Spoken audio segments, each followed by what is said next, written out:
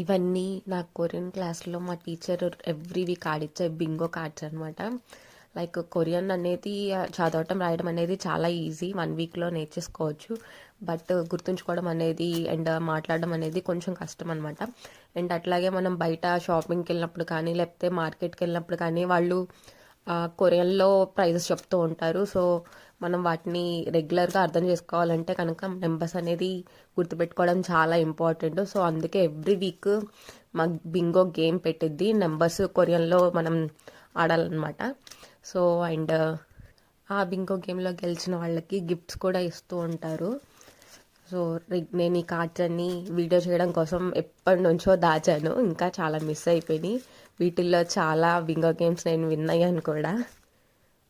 ఇప్పటికి కుదిరింది నాకు వీడియో చేయడానికి వీటితోటి, ఇంకా నేను వీటిని తీసేయచ్చు. అండ్ ఈ గేమ్లో నేను మా టీచర్